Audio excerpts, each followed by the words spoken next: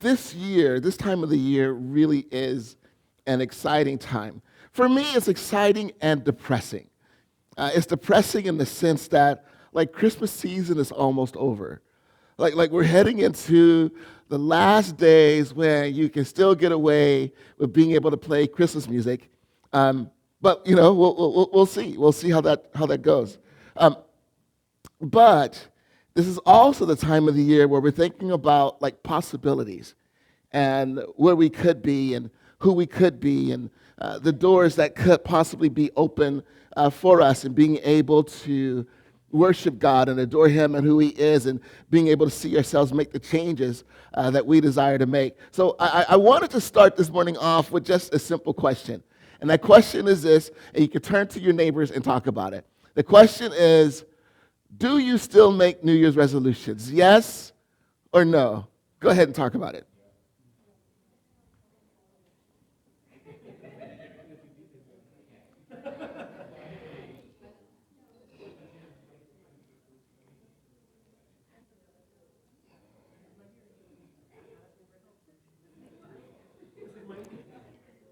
All right, so what do you guys say? Resolutions, yes or no? No? Yeah, how many say yes? Raise your hand if you say yes. Raise your hand if you say no.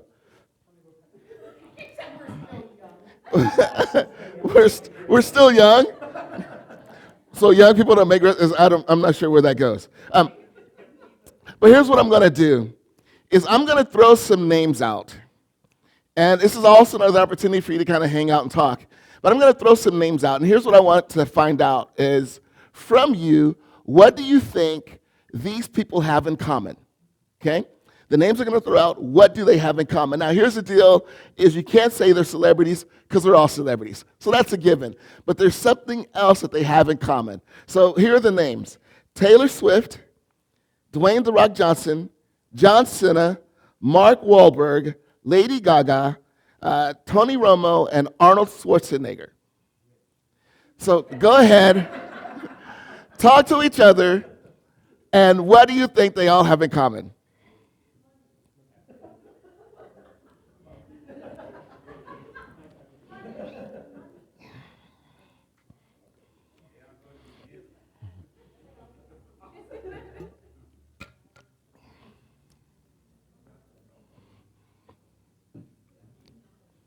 All right, so let me hear it. What do you guys think? What do they have in common? Money. I heard money. Yes. What else? They all follow God. Okay, what else? Anyone else? What do you think they all have in common? They all work. Do they all work out? No. But what? Any other thoughts? What do they have in common? All right. Oh, that's a good one, but no. All right. So here is what they all have in common. Is every single one of them at one point or another in their careers reinvented themselves. They all reinvented themselves. For example, you may be thinking, well, Taylor Swift, okay, so here's what happened. When Taylor Swift first started, she was a country star, right? Eventually, some people go, star, I don't know. But she was known for country. But eventually, she switched to synth pop, and of course, her career took off after that. Dwayne "The Rock" Johnson and John Cena were both pro wrestlers that became actors, right? And then Mark Wahlberg was, I don't know if you guys remember this, but he was a part of Marky Mark and the Fresh Bunch, and he would like do dances and stuff like that. But thank God that era is over. So he went from that to acting. Then of course Lady Gaga went to, she's starting to act now. Of course you can see her in the latest Joker movie. Tony Romo went from the field to the booth. So, he's now calling games as an analyst, and a lot of people do like him. A lot of people enjoy him as well. And Arnold Schwarzenegger, of course, he went from bodybuilder to actor to the governor, right? I will governate you. Okay, so it's a terrible Arnold Schwarzenegger. But yes, and there's one more person I didn't mention that I think has reinvented themselves pretty incredibly, and that's Robert Downey Jr. About 20 years ago, he was pretty much unhireable because of the drug struggles and those kind of things that were happening in his life. But he turned it around. And now he's one of the highest paid actors. in his field. And then also, he recently won an Oscar for Best Supporting Role. So it's amazing to see how he's turned his life around. And I say all that to say that this is the time of the year where we really can begin to think about reinventing ourselves and who we are and the possibilities of what could be. I found a really great article that talked about reinventing yourself. You can read a quote right on the screen. It says, reinventing yourself means identifying patterns, values, and activities that no longer serve you and change them for better options. Changing them for better options. Try reinvention. True reinvention also happens inside. I'm going to try. Okay, I'm just going to start over because I am butchering this thing. All right, so here we go. Reinventing yourself means identifying patterns, values, or activities that no longer serve you and changing them for better options. True reinvention also happens inside, in how you think and behave. It's important to view your own reinvention as a journey of self-discovery. And I love that, as a journey of self-discovery. Because I think sometimes when it comes to resolutions, and we're going to talk about some reasons why I think resolutions fail as well. I think one of the reasons is because we look at our resolutions as a rival. And usually it's like a microwavable arrival. Like it happens quick. I was a chain smoker smoking 17 packs a day, but beginning January 1st, boom, I'm done. Or I was eating the entire pantry at night, but, beginning January 1st, boom, I'm eating healthy. I am choosing apples over chips, that kind of thing. And so we see it as a rival, but I love this, the idea of a journey of self-discovery. And so we're going to look at the power of seeing it as a journey as opposed to a rival. And then also we're going to look at what is it that God gives us that gives us the ability to be able to see ourselves overcome our struggles and everything as well. Now, I can tell you, for those of you that raised your hand no, I can tell you most likely the reason why, and it's because of this question right on the screen. What if I fail? What if I fail? Some of you are like, what do you mean, what if? I know I'm going to fail, so I'm just not going to do it. I don't make resolutions anymore because I always fail. And here's what I want to tell you. As I talk about resolutions this year and what we really want to set ourselves up for, I want to tell you this. You're going to fail. I'm going to fail. You fail, I will fail. We are all going to fail in our resolutions. For those of you that are going to try to manage your anger, you're going to cuss somebody out soon. You are. For those of you that are trying to manage eating, of course, you're going to go over to somebody's house for New Year's Day, and you think, well, I'll start the second. Right? We're going to fail. So the question isn't whether or not we will fail. The question is, how do we respond to our failure? Because at some point, we stop making resolutions because we're tired of failing. We're tired of not living up to what we'd like to be. We're tired of not living up to our expectations of who we could be. So we kind of just quit. Why make resolutions when I know that I'm going to fail anyway? And so here's what I want to do is, first of all, I want to kind of give us a picture.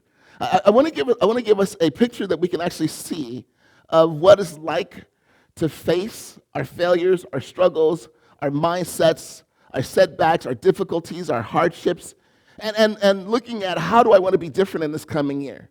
So we're going to look at a picture, I think or a video, that will give us an idea of what it's like to be able to face them. But before we look at the videos, here's what I want to do is I want to kind of give us a quick setup.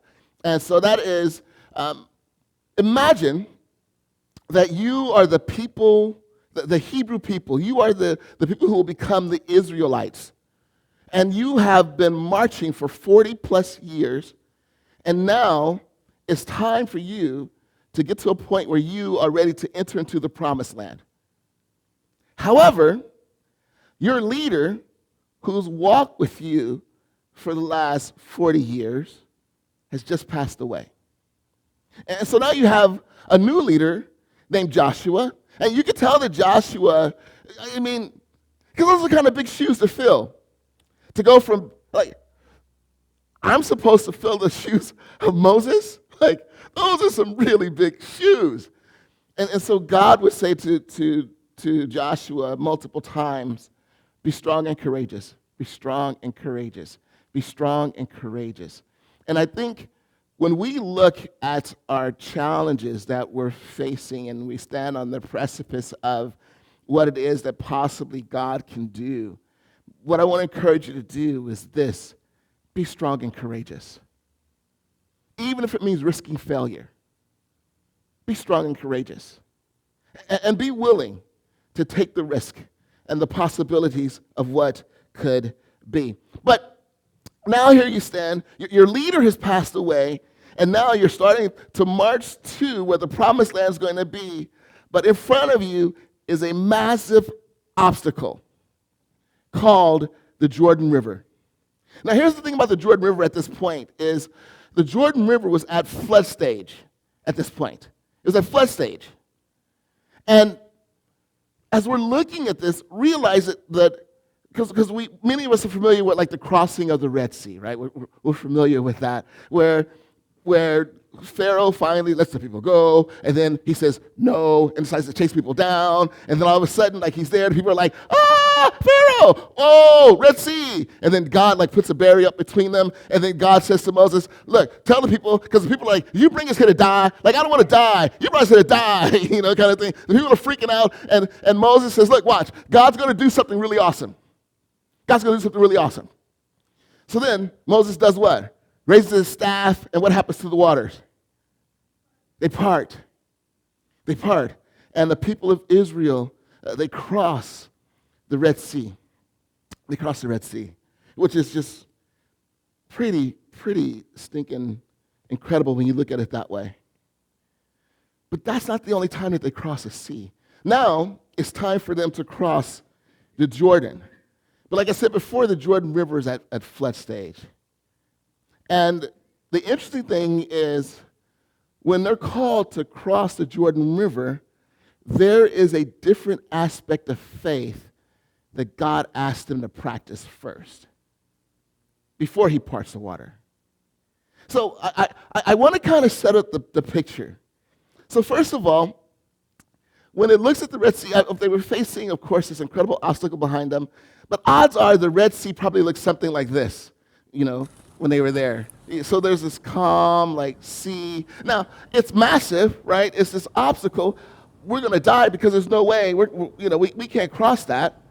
But it's serene. It's peaceful. And God still does something incredible. And the people are moved by it.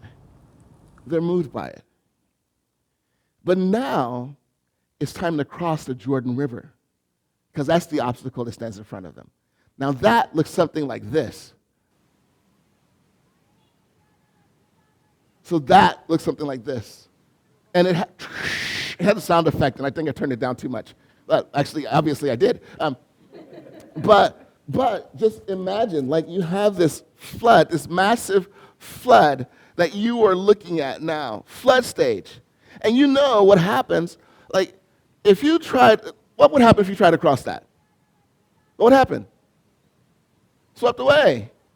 Because we've all seen the picture of people in their car. Right?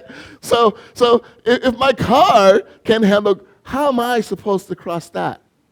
How am I supposed to cross that? Now, I think that this is also a picture of our failure, our sin, our struggles, our wrestles, our mindsets, our setbacks. How am I supposed to cross that? Because in our minds, we what? We can't. In our minds, we tried. We tried to cross that. And every time we've crossed that over the last decades of our lives, we have what? We failed. We failed. But now, here I am, again, it's another year. I'm on the precipice of change, possibilities in my life, Yet, here I stand once again, and I am on the brink. I'm on the brink. So what do I do? Because, when we face that flood, when we come face to face with ourselves, honestly, the flood is impossible, right? The flood is overwhelming. The flood is a struggle. The flood is insurmountable. There's a guy that I think sums it up really well. In Romans chapter 7, verse 24, Paul says this, "Oh, what a miserable person I am. Who will free me from this life that is dominated by sin and death?" Who will free me? Now, here's an interesting word. The Greek word that's used for free there can also be translated as, so let's look at it that way. Who will free me? The idea of freedom is like, I'm locked up. Who's going to free me? Because I can't free myself. Who's going to free me? But also that Greek word, it implies like, who's going to deliver me? More importantly, who's going to rescue me? When my car is in the water, who's going to rescue me? We've all seen the videos of, guys that throw out rope and risk their lives to go, and they pull the person out, and then the person gets on land, and they're like, thanks. No! They're like, hug, thank you, like, you're my friend for life, like, thank you. We're talking about that kind of rescue that is used there, that is implied with that Greek word. Like, who is going to rescue me from drowning? Who is going to rescue me from dying? Who is going to rescue me from suffocating? Who is going to rescue me from burning? Who is going to rescue me? That's what this question is asked as he faces this overwhelming odds of himself. And I think that's where it starts. See, I want to encourage us, because the problem that I think happens when we give up on our resolutions, and then we eventually give up on ourselves, is we stop looking at ourselves. And we stop looking at our wrestles and our struggles. And then we find ourselves going into 2025 with the same things that we had going into 2024 and 2023 and 2022. So I want to encourage us to be willing to face ourselves. So now going back to Joshua, in Joshua chapter 3, verse 13, and this is where the faith is a little bit different. It says, the priest will carry the ark of the Lord, and many of us are familiar with the ark. How many of us have seen the Raiders of the Lost Ark? Okay, so that movie really is about this, it's this ark kind of thing. So the priest will carry the ark of the Lord of all the earth, as soon as they're what? As soon as their feet touch the water, the flow of water will be cut off upstream, and the river will stand up like a wall. Now, we saw the water, right? Would you want to put your feet in that water? Because we've all seen what happened. We've all seen it. So this is a different kind of faith. Because before, Moses is just like, shh, all right, go across, good. This time, God's like, you need to exercise some faith first. So I want the priests. And I can see it now, like if I'm a priest carrying the Ark of the Covenant, I'd be like, hey, bro, you can take the front. I'm good. Shotgun? Yeah, you can have it. I'm good. I'll take the back seat. And it doesn't say, I wish it would say, like, it doesn't say if it was one priest or all the priests. It just says as soon as the priest, as their, well, it says their feet. But it doesn't say how many there are, kind of thing. And was it all of there? And if it was, the person at the front is practicing the most faith. Wouldn't you agree? Because I have to weigh it out. Because the word touch doesn't really give us a picture of what has to happen in the water. Because, like, when I think of touch, I think of, like, when you go to the pool. Oh, look, I touched. Look, it's backed up now. All right, God, let's go. You did your thing. That's not the, it's not like the toe dip. The Hebrew word there means like to rest. So it's like you put your foot in the water and it comes to rest in the water. So this is like literal faith. Like I have to put my full self in the water, at least my feet, and risk being swept away. I have to be willing to do that. And if I'm willing to step into the water, then God's going to do something amazing. This is what I want to encourage you to do in the flood of your struggles, is don't give up on the possibilities of what God can do. So I want to encourage you to practice the same faith that is practiced here as they're crossing the Jordan River, right at this moment. Because God could have said, hey, it's flood stage right now. Why don't you guys chill out till it calms down? Then you can cross. And it still would have been just as amazing because you're crossing the river. But this is a significantly larger amount of faith because I'm facing the possibility that I could fail catastrophically and it could cost me my life. So God, I'm going to trust you, and I'm going to step into this water. I'm going to risk it all for you. I'm going to risk it for you. And as I say, no risk it, no biscuit. I know, sorry, I could. So that wasn't in my notes, and it probably should not have been. All right. So, but I'm going to risk it. I'm going to risk it all for you. And then here's what it says, and I love this. In Joshua chapter 3, verse 17, it says, meanwhile, the priests who were carrying the ark of the Lord's covenant stood on what? Stood on dry ground in the middle of the riverbed. As the people passed by, they waited there until the whole nation of Israel had crossed the Jordan on dry ground. So now I really want you to understand the depth at which God worked. Because if they would have crossed the river on muddy ground, that would have been fine. But we've all had that experience, right? You walk across mud, you step your foot in, and then your shoe's gone. And then you can't get your shoe, and now you have to walk across the rest with the sock, your muddy sock, kind of. We've all had that experience. And if God would have done it that way, it still would have been incredible. It really would have been. But the extent to which God goes, they didn't just cross on sloshy, muddy ground. They crossed on dry ground. That's how far God was willing to go in working with them. And let me tell you, there are two things that we're going to look at right now. And I really hope that you understand that this is your dry ground. This is your dry ground. Because here's what I want you to understand, because I've said this before, I'll say it again, and you're going to hear me say this every year because you guys have heard me say it every year. The calendar is a symbol of God's grace, right? The Campbell. So if you combine calendar and symbol, you get Campbell. So the calendar is a symbol of God's amazing grace. Every 12 months you get a new year.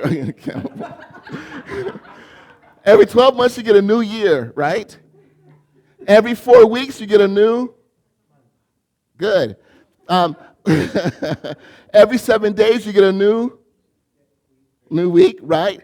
Right. Every 24 hours you get a new. Right? Every 60 minutes you get a new, and every 60 seconds you get a new. So the calendar is a representation of God's grace.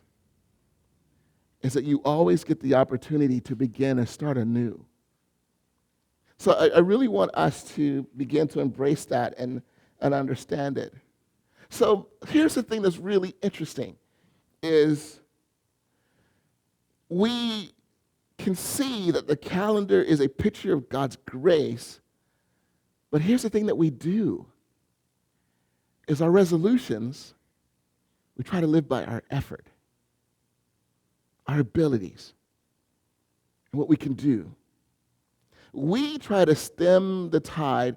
And so trying to change your life in your own effort will be like you standing in the water trying to hold all the water back. You can't. You can't. And you can see this on the screen. This is why resolutions fail. Resolutions fail because we live by effort and not grace. Resolutions fail because we live by effort and not grace. And let me tell you, the absolute best that effort can produce, the absolute best that effort can produce is failure. No matter how great you are at being your best, you will still fail. It's only a matter of time. You are going to fail. So what God does is God wants you to step into the water so he can hold the water back and create dry ground for you. So what is your dry ground? It's his grace. It's his grace. It says this in Romans chapter 8, verse 3. The law of Moses, in other words, being good, effort, being good. The law of Moses was unable to save us because of the weakness of our sinful nature. So God did what the law could not do. He did what being good could not do. He did what our best effort could not do. He sent his own son in a body like the bodies we sinners have, and in that body God declared an end to sin's control over us by giving his son as a sacrifice for our sins. Simply put, God did what we in our effort could not do. But in order to experience that grace, it is vital that you get your feet wet. Get your feet wet in your struggle. Get your feet wet in your sins. Get your feet wet in your doubts. Get your feet wet in your fears. Get your feet wet in your setbacks. Get your feet wet in your anger. Get your whatever aspect of your life realize like this aspect of my life needs to change, and I can't do it on my own. That's your flood. But you need to get your feet wet. Be willing to step into it. Be willing to step into your mess. And then watch what God will do. Now, here's what I want to do is, as we begin to move towards wrapping up the message, here's what I want to do is I want to look at two aspects that will help us to be able to live by grace. Two aspects that will help us to live by grace. Here's the first aspect, and you've heard me say this before, but I'm going to say it again. 2 Corinthians chapter 5, verse 17. This means that anyone who belongs to Christ has become a new person. The old life it's what? It's gone. A new life has begun. The old life is gone, a new life has begun. So in other words, on this side of your storm, of your flood, on this side is your failure, on this side is your struggle. But here's the beauty, is God no longer sees you on this side. What God sees you as someone who has already crossed the river. You're already on the other side. That's how he sees you. The moment that you said yes to Jesus, his grace, his blood, his sacrifice, his resurrection, it covered it all. So now what God does is when God sees you, he sees you through the lens of his grace. And that's how he wants you to see yourself. So, if on this side you are addicted, God sees you as freed. If on this side you struggle with bad habits, on that side God sees you as self-controlled. On this side, if you are a potty mouth mumble burber, and you see yourself in your anger, on that side God sees patience. God, I don't know I just made that up. I don't know where that came from. But what I wanted to say, you can't say in church. So on the other side, God sees you. On this side, if you are a slave to whatever it is that has entangled you, what God sees is free. So here's what I want to encourage you to do. And you can see this on the screen, is live so that God's declaration becomes your motivation. Live so that God's declaration becomes your motivation. So what does that mean? What does that mean? It means live in such a way that I've already crossed the river. Because I have. Because Jesus has paved the way. He actually walked across the water. Hey, hold back. He walked across the water for me. He paved the dry ground for me. So all I have to do is follow in his footsteps. And I can make this declaration. I am not who I was before. As you start 2025, you are not who you were in 2024. That's not who you are. You're not. That's not who you are. So the first thing I want to do is encourage you, live in your new identity. Live in your new identity. Now, I will also say this. It is a process to move from our present reality to God's present declaration. It is a process. And in that process, we will fail. We will fail. We're going to. That's why this second part is so important. Proverbs 24:16 says this. The godly may trip 7 times, but they will what? They will get up again. They will get up again. But one disaster is enough to overthrow the wicked. They will get up again. So here's what I want to encourage you to do this year. So I want to encourage you to live by grace. So yes, God has made a declaration. The road to getting to that declaration is grace. So when your livy lover potty mouth kicks in again, and it does, here's what we can do. Because here's what happens. When we don't live up to our resolutions, we get disappointed with ourselves, and we give up on ourselves. You know what grace does? Grace says, the fight's never over. Because I've already changed who you are. So what grace empowers you to do, and this is really beautiful, what grace empowers you to do is grace empowers you to get back up,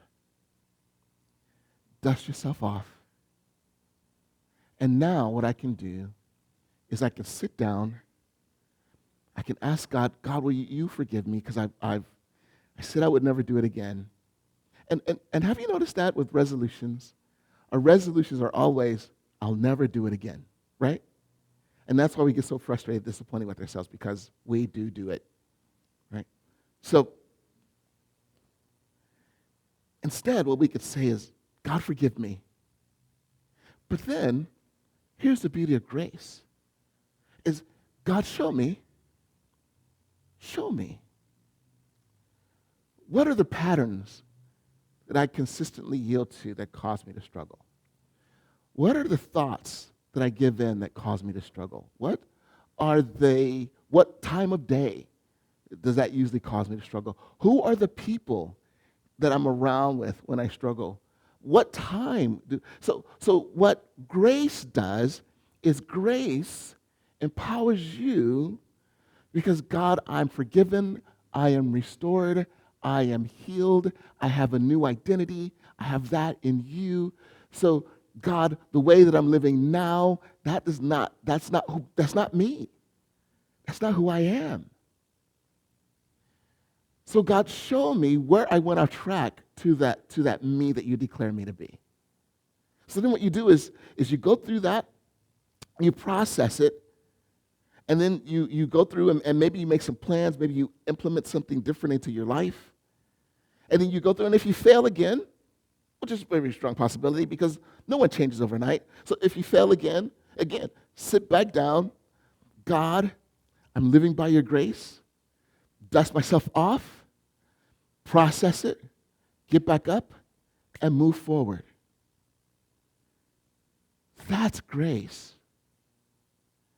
So live 2025 by grace, not by effort. Because you will disappoint yourself. And you will let yourself down if you live by effort. And let me tell you now, if you live by grace, you will still fail. But the difference is, I'm living by grace. So I'm learning, I'm processing, I'm growing, I'm moving forward, and I'm moving forward in you. Live this year by grace. Because that's what he desires for you. It's grace.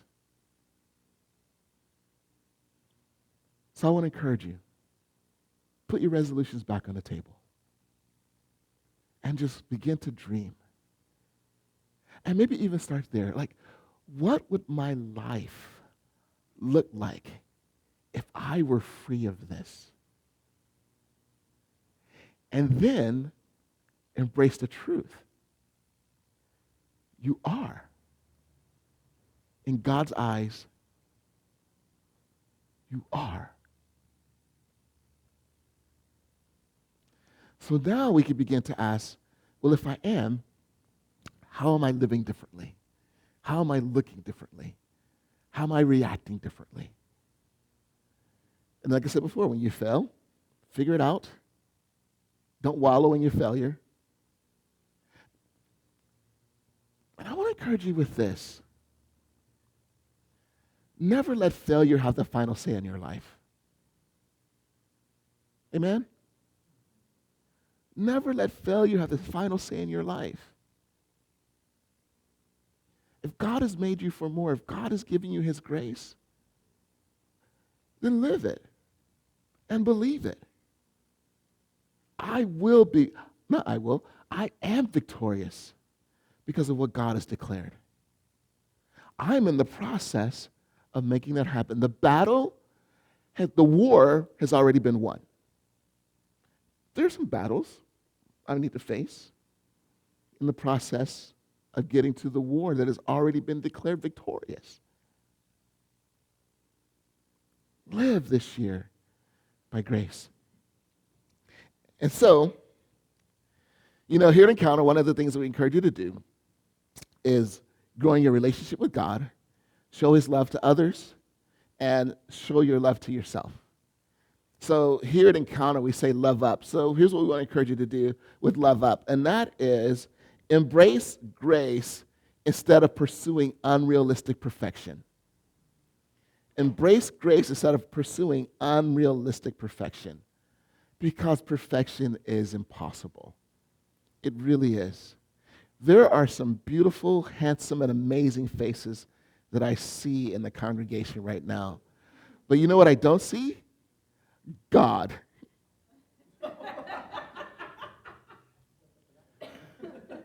So you know why? Because perfection is impossible for us because we are not him. So don't make resolutions based on perfection.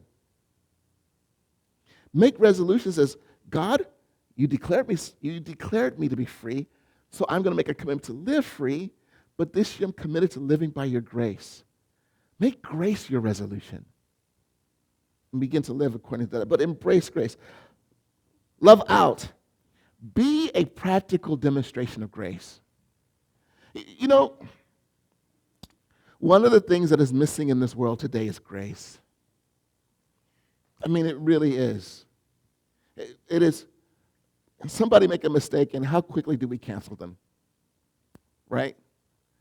We see people getting canceled all the time because of their failures and their mistakes. I want to encourage us to, we'll challenge. We won't allow ourselves to be abused. and we'll also have standards, but also give grace. And part of that grace could be, look, I know that you're treating me this way, but I think you're better than that. I think you're better than that. And I forgive you for the way that but I won't allow you to treat me like this, but I forgive you for it because I think you're better. So why don't you believe that you're better? Let's begin to give people grace. And let's be a demonstration of grace where people can see grace in us. Like, I've noticed that you cuss less. I've noticed that when people begin to say that, you can say this, like, look, this year I've not been perfect. I've made mistakes. But God has given me grace, an opportunity to start over. And so I look at my mistakes, I learn from them, and I keep pushing forward and moving forward. Let's be an example of grace. And then finally, love out, love in.